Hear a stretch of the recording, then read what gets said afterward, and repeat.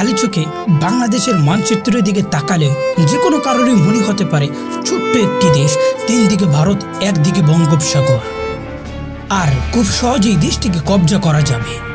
আর 1971 সালে এমনটাই ভেবেছিল পাকিস্তানি জেনারেলরা। তারা অল্প দিনের ভিতরে বাংলাদেশকে দখল করার স্বপ্ন দেখেছিল, কিন্তু ফলাফলে তারা লজ্জাজনক পরাজয় উপহার পেয়েছিল। একই স্বপ্নের কথা বলতে শোনা যায় আমাদের পার্শ্ববর্তী দেশের বিভিন্ন প্রান্ত থেকে।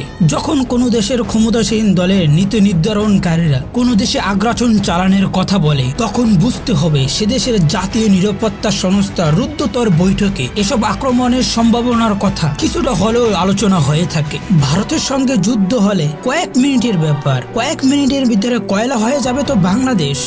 বড় ভাই হিসাবে আমাদেরকে ভারত চিমটি কাটছে, আমাদেরকে আছর দিচ্ছে, তা আমরা সহ্য করছি। আবার তারা বলছে আমরা বেড়া দেব। পার্থক্য হচ্ছে এটা বাংলাদেশ, সিকিম বা হায়দ্রাবাদ নয়। বাংলাদেশ তার উপর আক্রমণকারীদের জন্য একটি দুঃস্বপ্নের পসরা সাজিয়ে বসে আছে, যা প্রতিবেশী দেশের আর্মি জেনারেল এবং তাদের পূর্ব উত্তরসূরিরা ভালো করেই জানেন। 28 এপ্রিল 1971 ভারতীয় প্রধানমন্ত্রী শ্রীমতী ইন্দিরা গান্ধী যখন তার সেনাপ্রধান এবং জেনারেল শ্যাম মানেকশকে তৎকালীন পূর্ব পাকিস্তানে সেনা অভিযান চালানোর নির্দেশ দেন, তখন জেনারেল মানেকশ সেনা অভিযান চালাতে অস্বীকৃতি জানান। কারণ হিসেবে তিনি বর্ষাকালের বাংলাদেশের ভূপ্রকৃতিকে দায়ী করেন। তার মুখে সে এই কথার স্বীকারোক্তি দিয়েছিল। ভারতীয় সেনাবাহিনীর অবসরপ্রাপ্ত জেনারেল ডিকে পালে তার লাইটিং কনসার্ট বইতে বাংলাদেশ সামরিক আগ্রাসন চালানোর জন্য অত্যন্ত কঠিন জায়গা তা বর্ণনা করেছেন। ডিফেন্ডার্স প্যারাডাইসের সাথে তুলনা করেন। ডিফেন্ডার্স প্যারাডাইস বলতে মূলত যুদ্ধের প্রতিরক্ষার ক্ষেত্রে খুবই শক্তিশালী অবস্থানকে বোঝায়। তিনি বলেন বাংলাদেশের প্রতিটি গ্রাম এবং শহর হচ্ছে যুদ্ধের প্রতিরক্ষার জন্য স্বপ্নের মতো অবস্থান, আর আক্রমণকারীদের জন্য স্বপ্নের মতো আধুনিক শহর। বাংলাদেশের ভৌগোলিক গঠন এবং ভূপ্রকৃতির জন্য এখানে শত্রুপক্ষের জন্য যুদ্ধ করে টিকে থাকা এবং অগ্রসর হওয়া অনেকই কঠিন। এখানে বাংলাদেশের পক্ষে শত্রুদের জন্য প্রকৃতি বিছিয়ে রেখেছে নানা প্রতিকূলতা।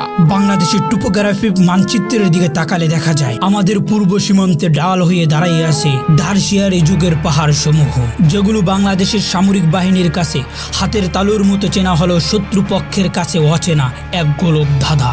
ঘন বন জঙ্গলের জন্য ড্রোন কিংবা স্যাটেলাইট নজরদারিতে শত্রুদের তেমন কোনো অসুবিধা হবে না। আর বাংলাদেশের রাজধানী প্রতিরক্ষার জন্য আছে 3টি নদী দ্বারা বেষ্টনী। সারা দেশে জালের মতো বিছিয়ে আছে 405টি নদী এবং আছে অসংখ্য হাওর এবং নিম্নভূমি। বাংলাদেশের বুকে এসব নিচু জমি খাল বিলের কারণে ফুল স্কেলে মিলিটারি ইনভেশনে যেতে পারবে না। শত্রুপক্ষের ভারী সামরিক যান এবং যুদ্ধ অস্ত্র নিয়ে বাংলাদেশের অভ্যন্তরে শত্রুপক্ষের ফোর্স ম্যানুভার প্রায় অসম্ভব। ঐতিহাসিকভাবে বাংলা তার ভূপ্রকৃতির দ্বারা সুরক্ষিত ছিল। মোগল আমলে কিংবা সুলতানি আমলেও বাংলাকে কেউ পুরোপুরি শাসন করতে পারেনি। ব্রিটিশরা বাংলাকে নিয়ে ভুগছিল। ইতিহাসবিদ জিয়াউদ্দিন বাররানি বাংলাকে বুলডাকপুর বলে অবহিত করেছেন। বিখ্যাত পরিবাচক ইবনে বাতুতা বাংলাকে প্রকৃতি ও মানুষের যুদ্ধ চেতনার জন্য প্রাচুর্যে ভরা জাহান্নাম বলেছেন। বিচারপতি হাবিবুর রহমানের গঙ্গা রেড্ডি থেকে বাংলাদেশ বইয়ের বাংলাকে প্রাচীন গঙ্গা রেড্ডি বা গঙ্গা রেড্ডাই হিসাবে চিত্রায়িত করেছেন। আর এই গঙ্গা রেড্ডিতে সুবিধা করতে না পেরে বিজয় অভিযান থামিয়ে ইউরোপে ফিরে যান গ্রিক বীর আলেকজান্ডার। বাংলাদেশ প্রাচীনকাল থেকে অজয়। ভারত বিশাল ভূখণ্ডের দেশ, আবার তারা উদীয়মান অর্থনীতিরও দেশ। কোন যুদ্ধ জড়ালে বিশাল খরচের বোঝা বহন করার সামর্থ্য তাদের আছে। তবে এখন ভারতের অর্থনীতি চাইলেও তা করতে পারবে না বলে অনেক বিশ্লেষক মনে করেন। অর্থনীতিবিদরা মনে করেন ভারত যুদ্ধ জড়ালে অর্থনীতির দিক থেকে বিশ্বের শক্ত অবস্থানে যাওয়ার স্বপ্নকে বিসর্জন দিতে হবে। এছাড়াও তারা যদি বাংলাদেশে কোনো ধরনের সামরিক অভিযান চালানোর কথা ভেবে থাকেন, তাহলে তাদের ভূখণ্ড তখন তাদেরকে ভূপাতিত করবে। ইতিমধ্যে মণিপুর খুব আশঙ্কাজনক আছে। আসাম সহ 7 সিস্টারের ভিতরে বিদ্রোহ চলমান, যা সুপ্তগিরির মতো অবস্থানে আছে। যদি ভারতীয় সেনারা বাংলাদেশের অভ্যন্তরে আগ্রাসন চালাতে আসে, তাহলে সেসব রাজ্যগুলো আবার অস্থির হয়ে উঠবে। ফলাফলে ভারত ভেঙে দু টুকরো হয়ে গেল, অবাক হওয়ার কিছুই থাকবে না।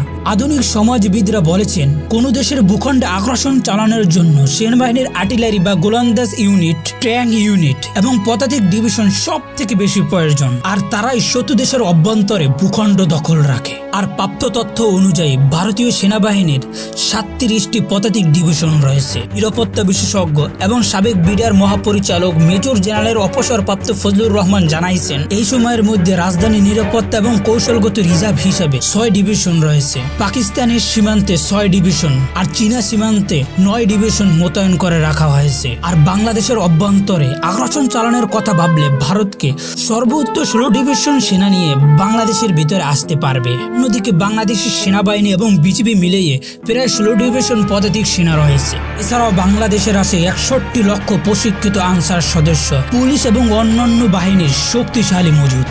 আধুনিক সামরিক কৌশল অনুসারে 16 ডিভিশন পদাতিকের বিরুদ্ধে 50% জয়ের সম্প্রাণে নামতে হলে ভারতের 48 ডিভিশন প্রয়োজন হবে, যা দেশটির হাতে বর্তমানে নাই। ওইদিকে ভারতের সীমান্তে 2 বৈরী প্রতিবেশী চীন এবং পাকিস্তানের সঙ্গে বাংলাদেশের সহযোগিতামূলক সম্পর্ক বিদ্যমান। তাই বাংলাদেশের অভ্যন্তরে ভারতীয় কোনো আগ্রাসন হলে ভারতের তার উত্তর এবং পশ্চিম সীমান্তে যে কোনো ধরনের চ্যালেঞ্জ নেওয়ার জন্য প্রস্তুত থাকতে হবে। সম্ভবত বাংলাদেশের সঙ্গে যুদ্ধ জড়ালে ভারতকে চীন, পাকিস্তান এবং বাংলাদেশ একই সঙ্গে 3 ফ্রন্টে যুদ্ধ করতে হবে। আর এই দিকে ভারতের সব থেকে দুর্বল এবং কৌশলগত জায়গা হলো শিলিগুড়ি করিডোর। আর এই চিকেন নেক বা শিলিগুড়ি করিডোর দখল করতে পারলে ভারত 2 টুকরো হয়ে যাবে, যা ভারতের সব থেকে বড় দুর্বলতা।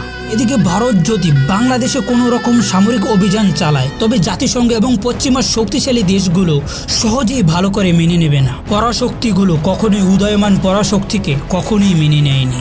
আর অন্যদিকে মধ্যপ্রাচ্যের মুসলিম দেশগুলো বাংলাদেশের পাশে থাকবে। আর এই মধ্যপ্রাচ্যের কাছে ভারতের অর্থনীতির মুখাপেক্ষী রয়েছে। সেখান থেকে হুমকি আসলে ভারতের জন্য দুশ্চিন্তার কারণ হবে। যদি ভেবে থাকে রাশিয়া যে কায়দায় ইউক্রেনের সামরিক অভিযান চালাইয়েছে সে কায়দায় বাংলাদেশে সামরিক অভিযান চালানো হবে, তারা নিশ্চিতভাবে বোকার স্বর্গে বাস করছে। রাশিয়া ইউক্রেনের সঙ্গে শুধু এক ফ্রন্টে যুদ্ধ করতে হচ্ছে, তাও আনুমানিক 3 লাখ থেকে 70 লাখ সৈন্য হারিয়েছে রাশিয়া। আর রাশিয়া বিশ্বের সবচেয়ে শক্তিশালী আর্টিলারি ক্ষমতা সম্পন্ন এবং বিশ্বের দ্বিতীয় শক্তিশালী সেনাবাহিনী তাদের আছে। আর অন্যদিকে ভারতকে একই সঙ্গে 3 ফ্রন্টে যুদ্ধ করতে হবে। এছাড়া 2 দেশের মধ্যে যুদ্ধের প্রেক্ষাপট এবং গতি প্রকৃতি একেবারেই ভিন্ন। তবে রাশিয়া ইউক্রেন যুদ্ধ থেকেও বাংলাদেশের জন্য আরো বেশ কিছু নিজেদের সামরিক শক্তিতে বলিয়ান হওয়ার বার্তা রয়েছে। বিশ্লেষকরা মনে করেন ভারতের জন্য উদাহরণ হয়ে চোখ রাঙাচ্ছে আমেরিকার ভিয়েতনাম ব্যর্থ অভিযান কিংবা আফগানিস্তানে রাশিয়ার ব্যর্থ অভিযান।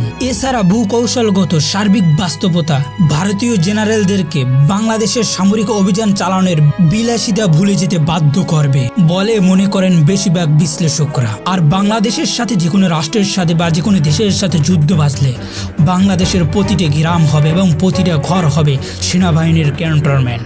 আর প্রতিটি মানুষ হবে এক একটি করে পদাতিক ডিভিশন, যা শত্রুপক্ষের জন্য ভয়ঙ্কর আতঙ্ক হিসাবে দাঁড়াবে। আর সাথে সাথে শত্রু বাহিনীর জন্য যে কোনো সময় যে কোনো কিছুর জন্য এবং যে কোনো গেরিলা আক্রমণের জন্য তাদেরকে প্রস্তুত থাকতে। এতক্ষণ পর্যন্ত ভারত এবং বাংলাদেশের বিশ্লেষকদের সাথে সাথে ভারতের এবং বাংলাদেশের বিভিন্ন জেনারেলের মন্তব্য আপনাদেরকে দেখালাম। এইসব জায়গায় তো স্পষ্ট হয়ে গেছে ভারত কখনোই আমাদের বাংলাদেশকে দখল করতে পারবে না এবং যে কোনো পরাশক্তি আমাদের বাংলাদেশকে দখল করতে আসলে এখানেই তাদের কবর রচিত হবে। শুধু আমাদের বাংলাদেশে এতটুকু শক্তিশালী হতে হবে না, আমাদেরকে আরো শক্তিশালী হতে হবে। সাথে সাথে আমাদের পারমাণবিক রাষ্ট্রের তালিকায় আমাদেরকে যেতে হবে, বিশ্ব সুপার পাওয়ারের তালিকায় আমাদের যেতে হবে। তাহলে ভারতের মতো দাদাবাবুরা কখনো আমাদের সামনে মাথা উঁচু করে দাঁড়াতে পারবে না, আমাদের সামনে কোনো কথাই বলতে পারবে না। তাই আমাদেরকে সতর্ক থাকতে হবে, আমাদেরকে সুপার পাওয়ার হতে হবে, আমাদের পারমাণবিক শক্তিধর রাষ্ট্র হতে হবে এবং যে কোনো কেউ যেন আমাদের বাংলাদেশের ভিতরে অস্থিরতা সৃষ্টি না করতে পারে।